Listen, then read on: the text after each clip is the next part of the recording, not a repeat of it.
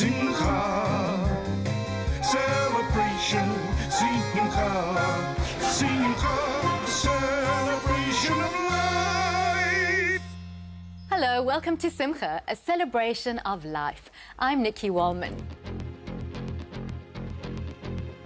With the 2012 Olympics just around the corner, 2008 Olympiad Sean Rubenstein tells us about his journey to the Olympics and his experiences competing against the world's best.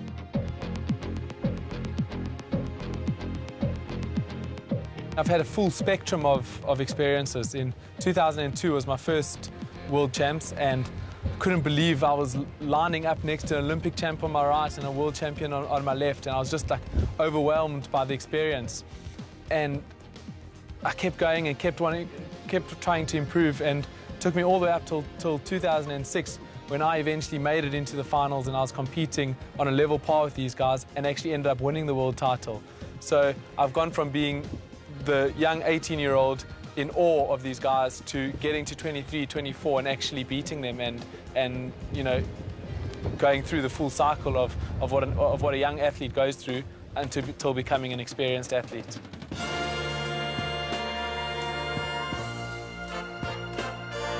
I qualified for the Olympics in 2007 and then competed at the 2008 Olympic Games.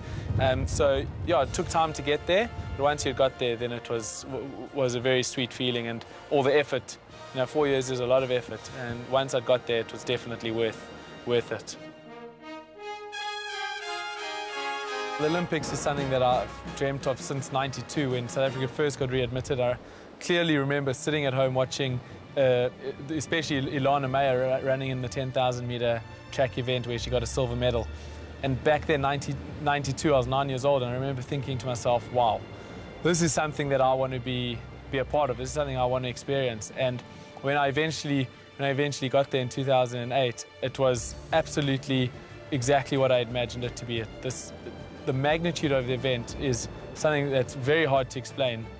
Just walking into the opening ceremony with 95,000 spectators and Michael Phelps and Usain Bolt and all these guys there is absolutely incredible. You know, you really know that you're part of something special when you are there, and just save it every minute that I was actually in Beijing.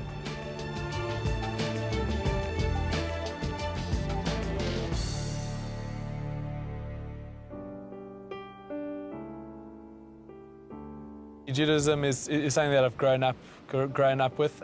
Going to King David Linksfield, you know, and coming from a very traditional home, it was something very special to me. Putting on tefillin at the Olympic Games, they had a full you know, religious setup there where they had rabbis on call for anyone who wanted, and I had the Shabbat there. So yeah, I mean, spirituality and Judaism is very important to me. It's something that I always keep very close to me, and I know that I've been given a talent, and that's definitely something that I strive to achieve greater success, because I've been given this talent, so I must use it, and that it definitely drives me.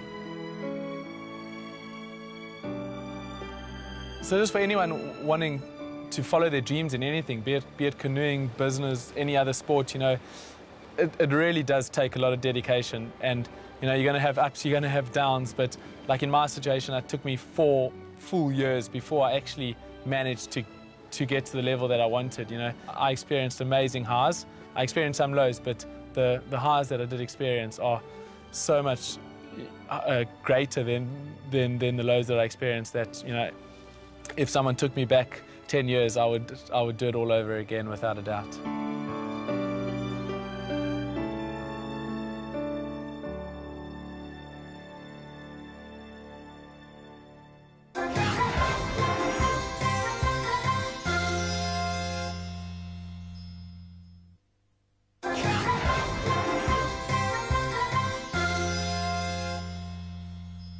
Johannesburg-born world champion canoeist Sean Rubenstein has always believed in fulfilling his dreams. As a young child, he excelled in judo and triathlons, but it was only when he reached the age of 15 that he found his true passion, a passion that would ultimately take him to the Olympic Games in Beijing.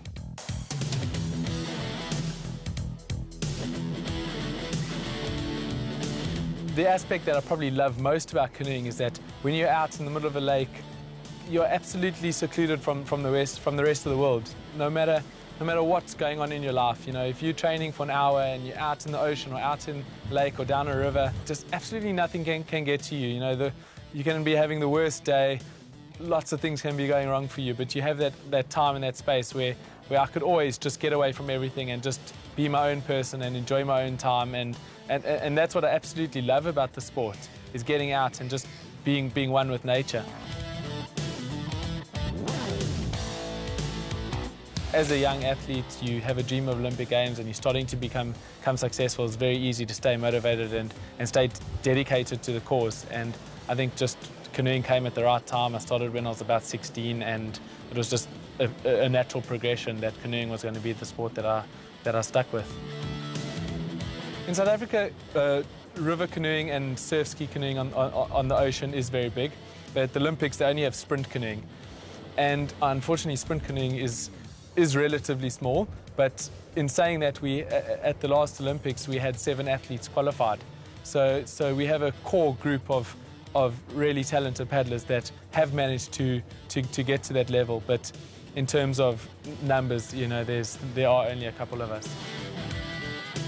I've been training between 3 and 5 hours every single day for the last 10 years, and in between, your whole lifestyle is a professional approach to everything. So the way you eat, the way you live in between training, do you rest enough? So your whole life has to be dedicated towards achieving your goals. So while I'm only training 5 hours a day, the rest of the other 19 hours is spent, you know, preparing you for the next day's training so that you can be effective and be at your best.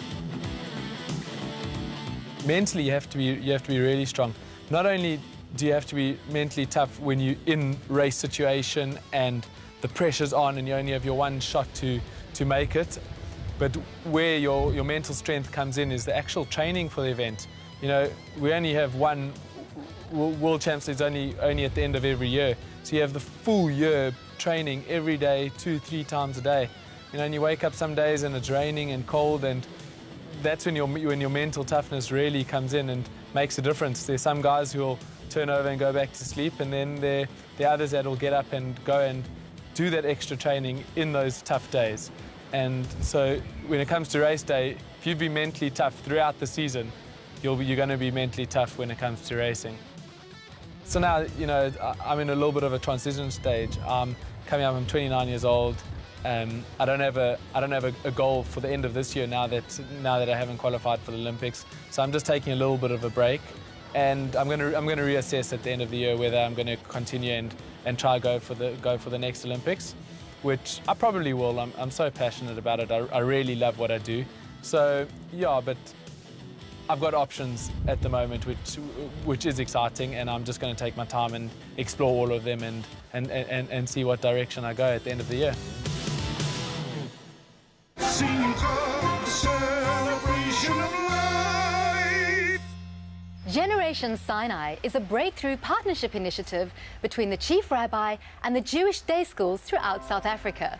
Once a year, at the start of the school day, children from nursery school to matric study with their parents, creating a time for Torah learning, bonding, and connecting with one another. Thousands of parents and children across our community and country formed a part of this unique moment in time.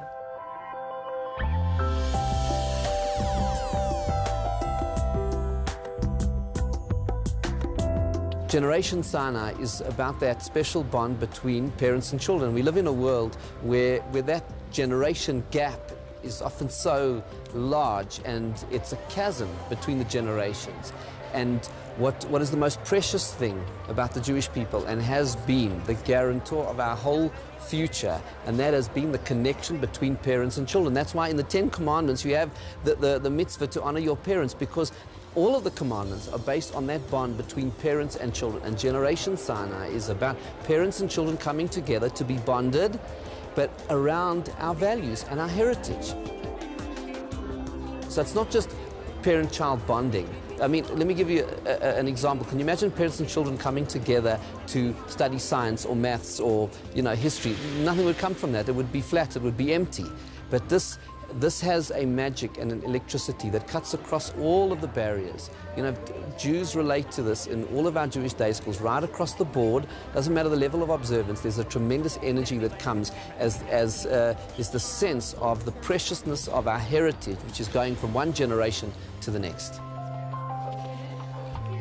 Well, today was a learning experience for the children and the parents and grandparents involved in teaching and learning the Torah.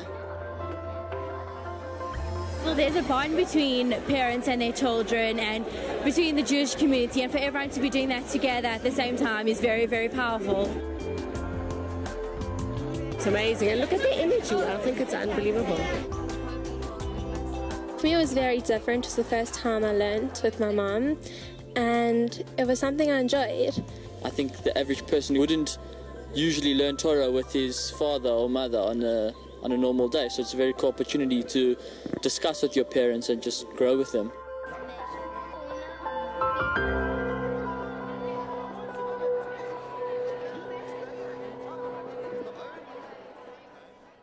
And on that inspiring note, it's time for us to say goodbye. Thank you so much for joining us, and please do tune in again, same time next week. Now, we'd like to invite you to join our Simcha community by finding us on Facebook at Spirit Sister Productions Network. And if you've missed any of our previous shows, they're available on our website at www.spiritsister.co.za. As always, from me, Nikki, and the Simcha team, Shalom, and have a safe and peaceful week.